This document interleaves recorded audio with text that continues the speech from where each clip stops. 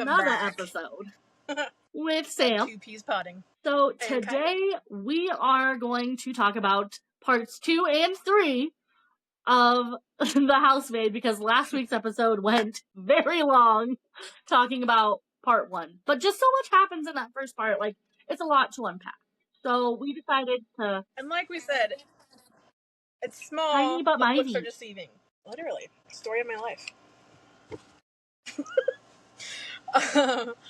So yeah, we're pretty much just going to jump right into part 2 and 3. So, I mean, if you've listened to the episode last week, you know, we got to say no more. Go back and listen to last week's episode where we debrief the entire part 1, because there's so much to unpack there that really gets highlighted as to why it all happened in parts 2 and 3. So definitely go back and listen to last week's episode before jumping into this week. So if you're ready, yes, let's get started on the second half of The Housemaid. Woot woot. Part 2 starts, and you're left on a fucking cliffhanger with Millie, which pissed me off. Yeah, because it goes to Nina. Yeah, it goes to Nina's point of view, and you're like, huh. And then you see that she's checking in on Millie's location, and then she realized that Millie found out that she had her location, and she was like, oh, okay. And so this bitch starts detailing about her plan to destroy Andrew Winchester. Step 1 is called to destroying her evil, sadistic husband, is to get pregnant after a one-night stand. Not with his child, mind you. Just a different man's child. Plot fucking twist 2. Andrew is the deranged one. Yep. He locked Nina in the small Harry Potter room because her roots were showing one day when they first got together, when she first moved in. Roots. It was when they were dating that he was so sweet, so nice. Yeah, so sweet. And then they got married, and the moment they got married, she dyed her hair blonde. She's originally brunette. And her roots started to show, and he's like, oh, you're letting yourself go. And he asks her to go up into that room. Oh, he wants her to get something for him. He's like, oh, can you get this? It's in here. It's in the closet. And he walks up there behind her with her, and locks because her that's something we didn't mention. When Millie first was in the room, she noticed scratch marks. When she was touring, before she even accepted the job, there were scratch marks on the inside of the door. That would have been like fuck no. That would have been an immediate fuck no. First, actually, the moment that she would have said that was my room, I'd be like, no, it's not. I'd be like, you got to be out of your fucking mind. And so, to punish her, he locked her in the Harry Potter room because of her roots showing, and he made her pluck out 100 individual hairs with the follicle. And if it didn't have the follicle on it, she had to redo it. How? Yep, she had to start all over. And he was always so like, you did good, but I'm sorry, like, you have to do it again. You just didn't get enough. You didn't get what I needed. There's a couple strands that don't have the follicle. Like, I can't imagine ripping out 100 individual strands of hair. No. Fuck that. To get the follicle? Hell no. So, and it took her days. Yeah, she was in there for days, and he only left 3 mini bottles of water. And she drank them, and when she drank them, I was like, don't do it. There is something in that fucking water. And all this time, she was locked up in there, and her daughter was a baby at that time. Yeah. So she's like freaking out, like, I have to get out there and get to my daughter. Like, what is he gonna do to her? And so she finally gets all the hairs out how he wanted, and she's too weak to stand up. And so he's like, let me help you. Like, you'll be okay. And he puts her to bed. And she wakes up to the water running in the bathroom. This part, like, oh my god, the rage I felt in this moment. Clever little Andrew. So she heard the water running, and she's like, oh, like, maybe he started a bath for me, like, thinking she has her kind, caring husband back. And she, like, is too weak, so she's, like, crawling to the bathroom, sees the bathtub filling, and sees her daughter, her baby, in the bathtub. But she's too weak to pull her out. And so she's trying to, like, grab Cecilia out of the bathtub, and she hears, like, banging. And she's like, oh, thank God, like, the paramedics are here. They're going to save her. She's also too weak, though, because Andrew drugged her and the baby. Because the baby's not really making any noise. Or moving. While she's in the bathtub. Yeah, or moving. So Nina's like, holy fuck, she's dead. And that's when, the police get called because Andrew, clever little Andrew, he was like making it seem like Nina wasn't answering her by like sending her messages, all this, and like her phone wasn't nearby, so it worked out perfectly. So Andrew's just basically a twisted, sick, sadistic fuck. Pretty much. And so, because when the paramedics found her like that, it looked like she was taking drugs to commit suicide and kill her baby. Yes. So she got instantly like 5150'd. Uh-huh. Andrew got to keep her daughter, and she got taken to a psych ward for, it sounded like a while. Yeah. Yeah, she was there, I think it was like 3 to 6 months or something like that. And then when she did come back, she wasn't even allowed to be alone with her daughter. There were only like supervised visits, meaning Andrew or somebody else had to be there. And that somebody else was Andrew's mother, who didn't like Nina. Or Cecilia. Yeah. It comes out, she didn't really like Cecilia, but she dealt with her because Andrew loved her, type of deal. And his mom was always interesting to me. She was weird because, she was just weird. And after Nina is back for a while and she is even convinced that she's crazy. Like, Andrew did a good job of convincing her that she was crazy. He did really good at the gaslighting. Yes. And he like convinced her she was crazy and convinced that she imagined being locked in the attic. So, as like exposure therapy, Andrew's like, why don't we go up to the attic and you'll see that like nothing happened. Up there. Like, there's nothing up there. Idiot. Yep. So she does. She goes up there. She's very hesitant at first, but he manages to like lure her in there still. It's okay, babe. I'll be with you every step of the way. Because his mom mentioned that the light was on in the attic. And so that's why he's like, let's go up there and just see. And she's like, no.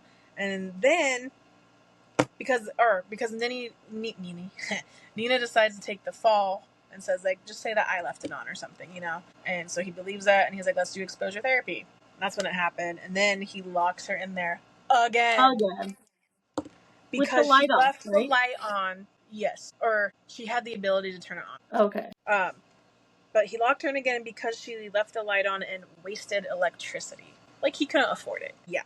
No, I thought it was off. I thought the light was off. She had to be in, like, that completely dark room because the window was boarded up. It was either because it was boarded up, the light was still on. This was, like, a day or so later after his mom noticed that the attic light was on for some reason. And he boarded up the window, and she could either sit in the room with the light on and it made it excruciatingly bright. Oh, yeah, he put, like, an extra bright bulb in it. Yeah. Or pitch dark. And I think there was, like, a little sliver of light through, like, the cardboard. Like, just the tiniest little thing.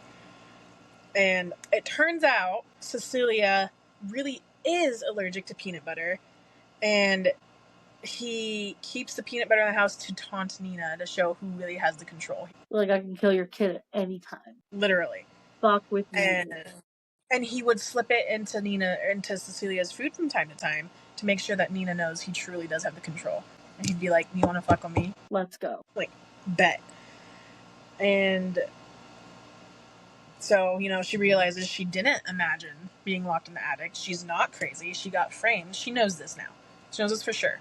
But, she's not allowed to tell anyone about the torture because Andrew will make it seem like, she's having another psychotic episode because he worked that so well into his favor. Yeah, well, and she did try to tell, like, her best friend, who she thought was her best friend, and she told Andrew, and he locked her up in the attic again. Yep. And then had her admitted into the facility again. She went in, like, 2 or 3 times because anytime she would tell her friend something that was out of the ordinary, her friend would run to Andrew. Be like, she's not well again. Like, she's not well. So Andrew took care of it in the Andrew way that he did. And this is where Enzo comes back into play. Enzo truly is the true hero here because he speaks English and is ready to save Nina when he sees her in the attic window one day. Yep. Because there was another time she was stuck in the attic. You don't go into detail about some of them, but it wasn't boarded up anymore. And she made eye contact with Enzo. Yeah. And Andrew wasn't there, so Enzo came up and, like, opened the door, and she's like, no, like, you have to lock it back up. Like, I can't, like, he's like, no, like, this isn't okay. Mm-hmm. She's like, no, like, we have to do it differently. Like, this isn't the way to do it. And so there's also a part before one day because she assumed that he didn't understand English either. when she hired him, and she blurted out one day that Andrew She's like, tortures oh her. yeah, my husband locks me up in the attic. And Enzo was like, the fuck? And then she's like, never mind, and just kind of doesn't really talk to him again after that. And so like they create like this bond because Enzo's sister also had that happen, and he had to flee the country because he helped his sister. Yeah, unfortunately, it didn't end well for his sister, sadly, because this book does touch base on like domestic abuse. Yeah. And so he's like, I'm gonna help you get out of this because I couldn't help my sister. Like this is what she would want, stuff like that. And so Nina's like, okay, like I have a plan. Like I'm gonna act crazy, and he's not gonna want to like. I'm gonna do stuff to make him not want to touch me, be around me, anything anymore. And because Nina can't divorce him. Yeah, because he has to be the one to initiate it, or he won't let her go. Yep. It was something they go into detail. I forgot to write about it, but I do remember that part. Yeah, she couldn't just like leave him because he would have all the power, and like he would somehow be able to keep her daughter because she's been like marked psychotic, and it has to be like on his terms. Like if it's not his idea, like it's not gonna work. And so like she concocts this plan, like we're gonna hire a maid and we're gonna make him fall for her. I'm gonna be able to get out. I'll just start acting crazy and he won't want to be near me, and it'll be great plan. Nina basically she decided to hire a replacement. So she chose somebody that was like super attractive that she knew Andrew would like be drawn to, and that's when she started to let herself go even more. Yeah, she's like, I'm gonna get fat, I'm gonna look bad, I'm gonna be crazy, and because he couldn't lock her in the attic anymore because she put Millie up there on purpose. Yep, because Millie lived there. Yep. And so that's why she let her roots grow out. She became fat. She stopped because she used to go to the gym to keep in shape. She stopped doing everything. So it was all an act. But But Enzo, let's be clear, Enzo was not on board with her finding He's like, no, this is not cool. Like, we can't do this to another person. Like, we can't just leave Millie there. Yeah. But Nina was very adamant. She was like, no, this needs to be done. But she knew what she was doing because she chose Millie for a reason. Like, she knows why Millie went to prison. So she chose smart. And that's when it starts to come out why Millie went to prison. And she went to prison because in college she was defending her best friend from getting raped. Like, this guy attacked her. And Millie took like a rock or something and started bashing this guy on the head with it. But she took it a little far, but she was panicking and defending her friend, and she killed a guy. And she got 10 years in jail or in prison. And she was like 17, 18, something like that. She was still a teenager. Yeah, she was young. Yeah. So that's why when she found Millie, she was like, oh, Millie's desperate for a job. She's not going to let somebody beat her around. Yep, so on and so forth. And then Andrew was super pissed that she had hired someone at first, but that first day he met Millie, he lets her stay in Nina's Harry Potter room, therefore Nina can't get locked up anymore. Yep. And I feel like at this point is when it switches back, right? Kind of. She's like, as we're getting there, because this is when Nina's unleashing everything, and it's like, Nina's a smart little bitch, and she realized that they start to have feelings for each other, and she starts all of these issues that will lead to them to the Broadway show where they will have sex, and thus will leave Nina to be free. And then that's when we switch back, and like it goes back and forth a little bit. And it goes and back Enzo's like helping her escape. Oh, yeah. Millie. But Enzo, so he's like Enzo's planning her escape with, or planning Nina's escape for her too, and he's trying to convince Nina. He's like, we have to go back for Millie. We can't just leave Millie. We can't leave her there. That's not okay. And then that's when we get back. That's the end of part 2. And then part 3 is when it's back to Millie's point of view. This bitch, dude, she is such a fucking badass. Yeah. So Millie has officially fucked up and seen Andrew's true colors. And Millie, so we go back to Millie waking up being locked in the closet attic thing, and she's like, "What the fuck?" And Andrew comes on the door, and is like upset because she left a couple of books out in the living room instead of taking them back to the library. Yeah, instead of putting them back on the bookshelf. Andrew punished her by locking her in the attic and made her balance 3 large textbooks on her stomach for 3 hours. And she's like, "You're kidding." And he's like, "And don't try to like tell me you did it. You don't. Like, I could see you." And that's when she realizes there was cameras in there the whole time. Yep. And Millie is a badass. She has to suffer in the attic for a while and redo her punishment because she took them off 1 minute too soon. 60 seconds. Really? So she had to start over. She does it again and she succeeds this time. And he comes and gets her. And she found a pepper spray in that bucket that's in the closet over there. And it turns out it's a pee bucket. And she sneakily hides it from the camera. I don't know how she managed, but she did it. I don't know either. And as Andrew's opening the door, she sprays it on Andrew and escapes the room, locking him in there instead. Badass bitch, dude. Oh, the way I loved that twist too. I was like, oh my god. Like, hell yeah. She fucking sat there and planned with those books on her stomach. She's like, alright. Yeah. And so, and that, yeah, so. He was. And this is why it kind of goes back a little bit to Nina as to why she hired Millie, because not only to be her replacement, but to kill Andrew, because she knew Andrew wouldn't look into her past, and she knew that Millie would probably have a breaking point and kill him. Based on her past, because she hired a private investigator to look into Millie. Yes. And that's when she found out everything. It was like, oh, perfect. And then back to Millie again. So she pepper sprayed Andrew and did the old swapperoo and locked him in the room to give him a taste of his own medicine. And so she leaves him up there for a few hours as she's like trying to figure out like the rest of her plan. Yeah. And like, I love the confidence. And when she went back up those stairs and she's like, "Oh, Andrew, so now you have to hold those books because you need to learn." But she makes him put them on his junk. Yep. He's like, "No, I can't." She's like, "Then you're not getting out." Yep. That sucks. And then it pans back to Nina after that whole incident. And Enzo is an angel. And he has been stalking the house since he got fired, and tells Nina she needs to go back because Millie hasn't come out in 3 days. And that's when Nina's like, "Oh fuck," because she knew what happened. So she's like, "Oh, she's in the attic." Yep. And then so she heads over there, pans back to Millie, and Millie decides to make this man sweat it out. Well, yeah, because she's like, "Well, crap, I can't open this door. The moment I open this door, I'm fucked." So she knew she was gonna go back in there. Something was gonna happen. I need a plan. And his phone, she had his phone, so she could see him on the camera. And she's like, "Well, you have 3 water bottles in the fridge." Yep. She uses his line, which I forget what the line was, but he succeeded with the textbooks on his junk. But then she decides to leave him in there, and then she says she'll let him out if he pulls his tooth out.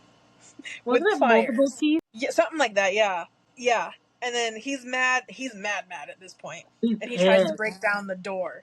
He's like running and ramming into it. But obviously he fails because he's been in there for I think 2 days at this point, so he's weak. He only has 3 little bottles of water, and hasn't had food, so naturally he's not gonna have the strength to do that.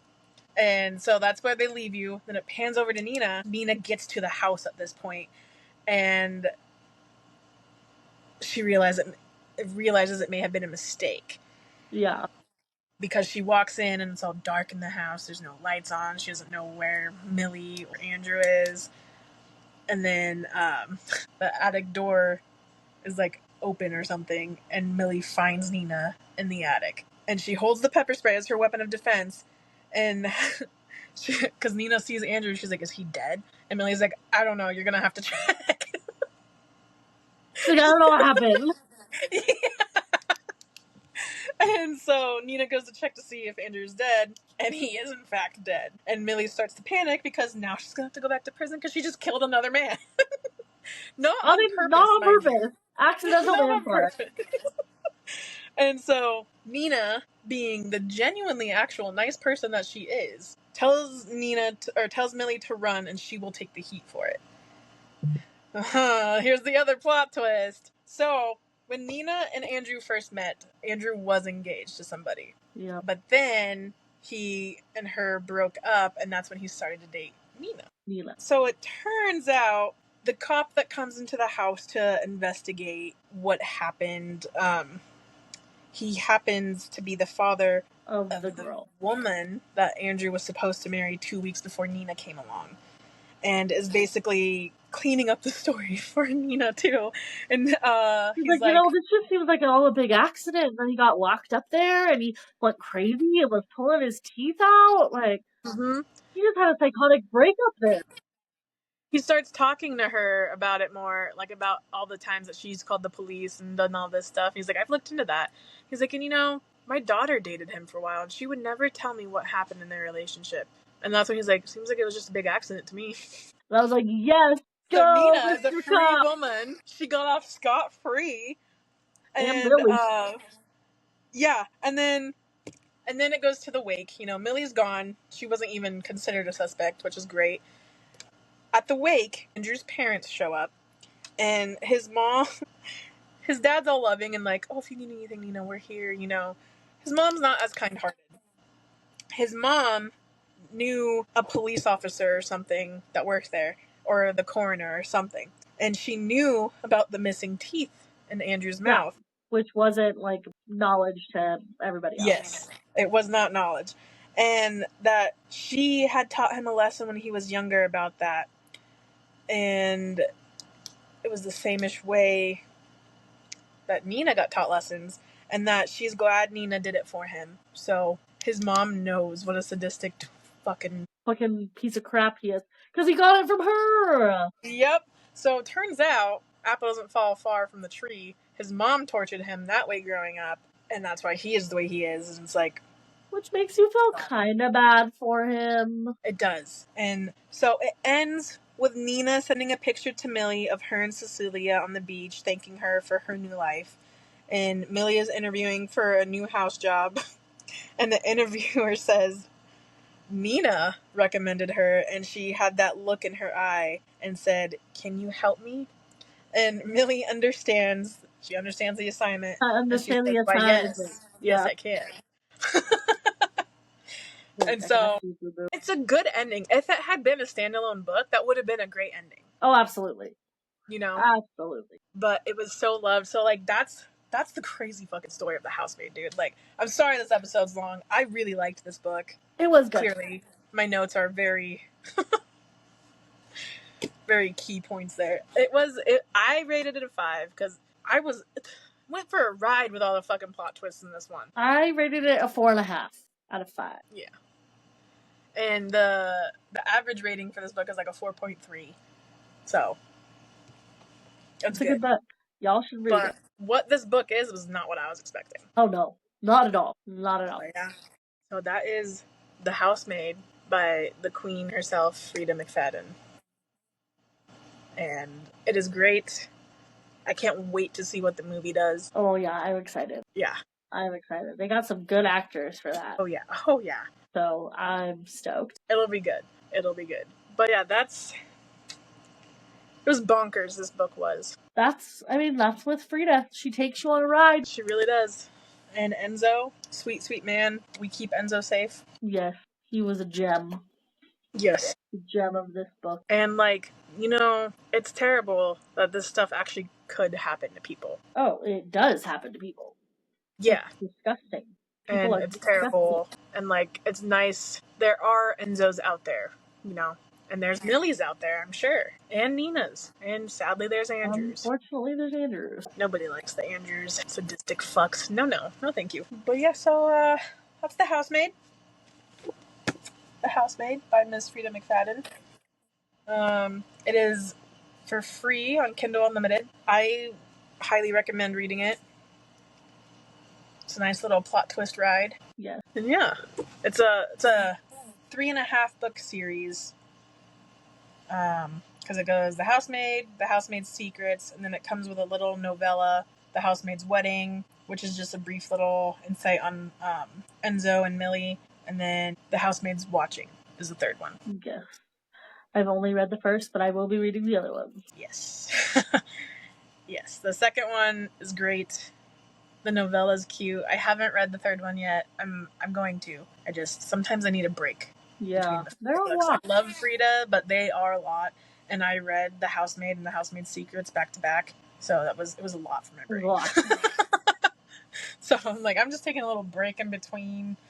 But I'll be starting that one soonish. Ooh. I keep saying I'm starting books, so I'm not committing to anything. It's fair. Oh, but I hope you enjoyed this. Sorry, it's a little bit longer. It is long. Holy moly. There was just so much information. There's a lot to unpack in that book. Yeah. Yeah, the second one's not quite as bad. Like, I mean, information-wise. Yeah. But like always, like and follow us on Instagram, TikTok. Check out our YouTube channel. The YouTube. Our handle. Two. What is it? TWO _P's _pine. Underscore. I'm never gonna get it right. I'm gonna make you a shirt. Hashtag on God. I don't know why. But yeah, follow us on TikTok, Instagram, and subscribe to our YouTube so you can watch our podcast. You don't just have to listen. Yeah.